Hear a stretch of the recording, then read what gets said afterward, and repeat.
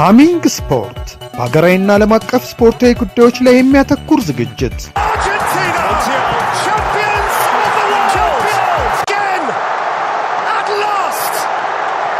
በሃሚንግ ስፖርት የስፖርት ዜናዎች፣ በተመረጡ ርዕሶች ላይ ውይይት፣ የእንግዳ ዝግጅት፣ የስፖርተኞች ግለ ታሪክና የሴቶችን እግር ኳስ በልዩ ሁኔታ ይዳስሳል።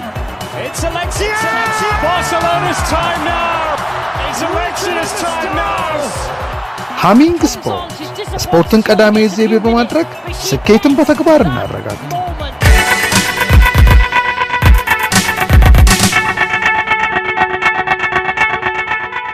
ሰላም አድማጮቻችን፣ ይሄ ሃሚንግ ስፖርት ነው። የአውሮፓ ቻምፒየንስ ሊግ የስድስተኛ ዙር ጨዋታዎች በትናንትናው ዕለት ተደርገዋል።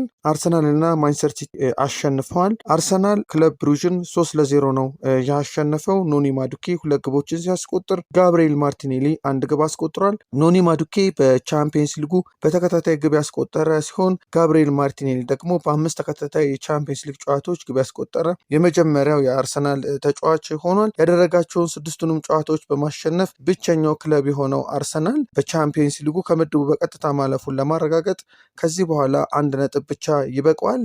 መድፈኞቹ በቻምፒየንስ ሊግ ከ6 ጨዋታዎች በ5ቱ መረባቸውን ሲያስደፍሩ ሞጥተዋል። ማንቸስተር ሲቲ ሪያል ማድሪድን 2-1 አሸንፏል። በሳንቲያጎ ቤርናቡ በተደረገው ጨዋታ ሃላንድ እና ኒኮ ኦሪሊ የሲቲን ግቦች አስቆጥረዋል። ኤርሊንግ ብሮት ሃላንድ በ50 የቻምፒየንስ ሊግ ጨዋታዎች 51ኛ ግቡን ነው ከመረብ ያሳረፈው። ሮድሪጎ ከ32 ጨዋታ በኋላ ለሪያል ማድሪድ ግብ አስቆጥሯል። በሳምንቱ መጨረሻ በሜዳው በሴልታ ቪጎ የተሸነፈው የአሰልጣኝ ሻቢ አሎንሶ ጫና በርቶበታል። በትናንትናው ዕለት ኪሊያን ምባፔ ከተቀያሪ ወንበር ላይ ሆኖ ነበር ይህን ጨዋታ የጀመረው። በሌሎች ጨዋታዎች ባየር ሌቨርኩሰን ከኒውካስል ዩናይትድ ጋር 2-2 ሲለያይ፣ ቦሩሲያ ዶርትሙንድም ከቦዶ ግሊምት ጋር በተመሳሳይ 2-2 ተለያይቷል። ጁቬንቱስ ፓፎን፣ ቤኔፊካ ናፖሊን በተመሳሳይ 2-0 ሲያሸንፉ፣ አትሌቲክ ክለብ እና ፔዥ ያደረጉት ጨዋታ 0-0 በሆነ አቻ ውጤት ተፈጽሟል። ወደ አውሮፓ ሴቶች ቻምፒየንስ ሊግ የትናንት ጨዋታዎች ስናልፍ ደግሞ ባርሴሎና ቤኔፊካን 3-1 በሆነ ውጤት አሸንፏል። ኢዮአን ፓዮር በ29ኛው ደቂቃ፣ አቼቤ በ54ኛው ደቂቃ የቤኔፊካ ተጫዋች በራሷ መረብ ላይ ያስቆጠረችው ጎል፣ እንደዚሁም ደግሞ አሌክሳንድሪ በ58ኛው ደቂቃ ባስቆጠሩ ጎል 3-1 አሸንፏል። የቤኔፊካን ብቸኛ ጎል ዳቪድሰን ነበረች ያስቆጠረችው። በስታዲዮ ጆሃን ክራይፍ በተደረገው ጨዋታ ባርሴሎና በጥሩ የበላይነት ይህን ጨዋታ ፈጽሟል። በ2024 ሲገናኙ 4-4 በሆነ ውጤት ጨዋታቸው መፈጸማቸው የሚታወስ ነው። ሁለቱ ቡድኖች የእርስ በርስ ግንኙነታቸውን ስንመለከት ባርሴሎና 4 ጊዜ ሲያሸንፍ፣ እንደዚሁ ደግሞ 1 ጊዜ አቻ ወጥተዋል። በሁለቱ የእርስ በርስ ግንኙነት ባርሴሎና 27 ጎል እንደዚሁም ደግሞ ቤኔፊካ 7 ጎል ሲያስቆጥር፣ ከባርሴሎና በኩል ደግሞ አሌክሲያ ፑቲያስ 28 ጎል አላት። ከቤኔፊካ በኩል ደግሞ ኮሊላ ካሲ 12 ጎሎችን ማስቆጠር ችላለች። በሌሎች ጨዋታዎች የመድረኩ አንዱ ሀያል ክለብ የሆነው ኦሊምፒክ ሊዮኔስ ወደ ማንቸስተር ዩናይትድ ሜዳ ሊሃ ስፖርትስ ቪሌጅ አምርቶ 3-0 በሆነ ውጤት አሸንፏል። ቻዊንጋ በ12ኛው እንደዚሁም ደግሞ የአጥቂ መስመር ተሰላፊዋ ሚልቺ ዲሞርናይ በ81ኛው እና 9ኛው ደቂቃ ባስቆጠረችው ግብ ኦሊምፒክ ሊዮኔስ 3-0 ማሸነፍ ችሏል። አትሌቲኮ ማድሪድ እና ባየር ሙኒክ ያደረጉት ጨዋታም 2-2 በሆነ ውጤት ተፈጽሟል። በሴንትሮ ዲፖርቲቮ ዋንዳ ስታዲየም በአትሌቲኮ ማድሪድ ሜዳ በተደረገው ጨዋታ አትሌቲኮ ማድሪድን ቀዳሚ ያደረገ ጎል በፍጹም ቅጣት ምት በማስቆጠር ሪሳ ጎሉን ማስቆጠር ችላ ነበረ። በ63ኛው እና በ78ኛው ደቂቃ ባየር ሙኒክ በሃርደር ባስቆጠረችው ጎል አማካኝነት 2-1 መምራት ቢችልም የአትሌቲኮ ማድሪዷ ተጫዋች ቤኔቴዝ በ89ኛው ደቂቃ ላይ ጎል አስቆጥራ ጨዋታው 2-2 በሆነ ውጤት ተፈጽሟል። ቼልሲ ሮማን 6-0 በሆነ ሰፊ ውጤት አሸንፏል። በፈረንሳይ ተሰልጣኝ ሶኒያ ቦምፓስተር የሚሰለጥነው ቼልሲ እንግዲህ በአውሮፓ ቻምፒየንስ ሊግ በተደጋጋሚ እስከ ግማሽ ፍጻሜም ድረስ እየሄደ በተደጋጋሚ ጠንካራነቱን ሲያሳይ እንደነበር እናስታውሳለን። ባለፉት ዓመታት ለፍጻሜ ዋንጫ ተፋላሚና ለዋንጫ ባይታደልም የቼልሲን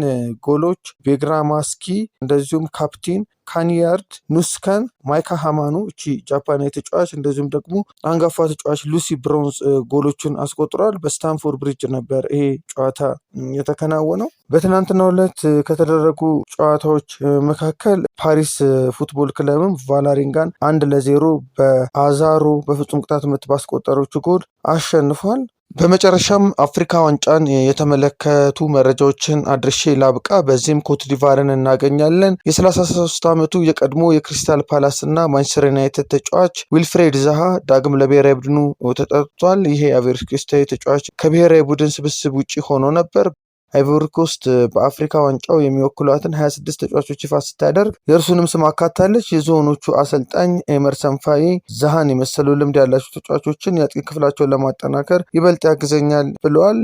ክለቡ ተጫዋቻችን ሀገሩን የአፍሪካ ዋንጫ ክብሯን እንድታስጠብቅ ሊረዳ ጥሪ ቀርቦለታል ሲል አስፍሯል። ከ26ቱ ስብስብ መሃል የማንቸስተር ዩናይትዱ አማድ ዲያሎ ስምም አለ። የወቅቱ የአፍሪካ ዋንጫ ቻምፒዮን አይቮሪ ኮስት ወይም ኮትዲቫር በአፍሪካ ዋንጫው በምድብ 6 ከሞዛምቢክ፣ ካሜሩን እና ጋቦን ጋር ተደልድለዋል ማለት ነው። ስለ ኮትዲቫር ብሔራዊ ቡድን ስናነሳ ሌላኛውን ተጫዋች ኒኮላስ ፔፔን እናነሳለን። ኒኮላስ ፔፔ የዘረኝነት ጥቃት ደርሶበታል። ይሄም መነሻ ምክንያቱ ከቀናት በፊት ስለ ሜሲ እና ሮናልዶ ተጠይቆ በተናገረው ነገር እንደሆነ ነው። ሮናልዶ በርካታ ቃለ መጠይቅ አድርጓል። ነገር ግን ስለ ሜሲ ብዙ ያወራው ነገር የለም። በዚህም መንገድ ሮናልዶ ሁለተኛ መሆኑን ታያላችሁ ሲል ነበር የተናገረው። የፊልም ገጸ ባህሪ ጠቅሶም ሮናልዶ ሁልጊዜም እንደሱ ሜሲ ከፊቱ ስላለ ይበሳጫል ብሏል። በተጨማሪም ሮናልዶ አልናስር ሳይመጣ 200 ፍጹም ቅጣት ምት ያስቆጥራል፣ ሜሲ ጎል ያስቆጥራል፣ ኳስ ይጫወታል፣ ሮናልዶ ያንን አያደርግም ሲልም ተናግሯል። ኒኮላስ ፔፔ ከዚህ አስተያየት በኋላ በርካታ ትችቶች እና የዘረኝነት ጥቃቶች ደርሰውበታል። እንዲሁም ተጫዋቹ በበኩሉ ለአፍሪካ ዋንጫው አለመጠራቱን ተከትሎ በሰጠ አስተያየት ሁለት ህመም ሆኖብኛል ብሏል። አድማጮቻችን የአፍሪካ ዋንጫን የተመለከቱ መረጃዎች በቀጣይ ጊዜያትም የምናደርስ ስለሚሆነው የአፍሪካ ዋንጫ ታህሳስ 12 2018 ይጀምራል። ለ29 ቀናትም ይቆያል። የኮትዲቫር ብሔራዊ ቡድን የአፍሪካ ዋንጫ ስብስቡን ይፋ ሲያደርግም ሳይመን አዲንግራ እና ኒኮላስ ፔፔ ጥሪው ሳይቀርብላቸው ቀርቷል። ከ2 ሳምንት በኋላ በሚጀምረው የሞሮኮ የአፍሪካ ዋንጫ ላይ ክብራቸውን ለማስጠበቅ ከፍተኛ ጥረት ያደርጋሉ ተብሎ ይገመታል። አሰልጣኝ ኤመርሰን ፋዬ በስብስቡ ውስጥ እንግዲህ እነዚህን ሁለት ተጫዋቾች አላካተተም።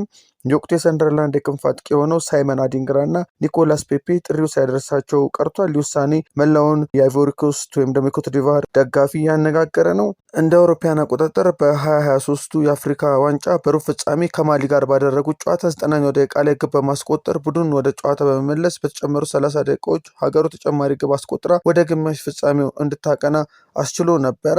አዲንግራ ከዛ ውጪ በፍጻሜው ናይጄሪያን 2-1 ሲያሸንፉ ሁለቱንም ኳሶች አመቻችቶ በማቀበል የአፍሪካ ዋንጫው እዛው ሀገሩ እንዲቀር ትልቅ አስተዋጽኦ የነበረው ተጫዋች እንደነበር ይታወሳል። የፍጻሜው ጨዋታ ኮከብ ተብሎ ሲመረጥ የውድድሩ ምርጥ ወጣት ተጫዋች ሽልማትንም እንደተረከበ የሚታወስ ነው። ነገር ግን ለዘንድሮ የአፍሪካ ዋንጫ በአሰልጣኙ ኤመርሰን ፋዬ ጥሪ ሳይቀርብለት መቅረቱ ግርምትና ጥያቄን እያስነሳ ይገኛል። ሌላው በስፔኑ ቫሌንሺያ እየተጫወተ የሚገኘው ኒኮላስ ፔፔም ጥሪው ያልደረሰው ተጫዋች ነው። የ23ቱ ቻምፒዮና ኮትዲቫር በሞት ምድብ በሚል ስያሜ በተሰጠው ምድብ 6 ከካሜሮን፣ ጋቦን እና ሞዛምቢክ ጋር ተደልድላለች። የመጀመሪያ ጨዋታቸውንም እንደ አውሮፓውያን አቆጣጠር ታህሳስ 24 ከጋቦን ጋር በማከናወን ይጀምራሉ። አድማጮቻችን በሃሚንግ ስፖርት በቀጣይ ጊዜያት ታህሳስ 12 ተጀምሮ ለ9 ቀናት የሚቆየውን የአፍሪካ ዋንጫን የተመለከቱ መረጃዎችን በተከታታይ የምናደርስ ነው የሚሆነው። መልካም ቀን ይሆንላችሁ።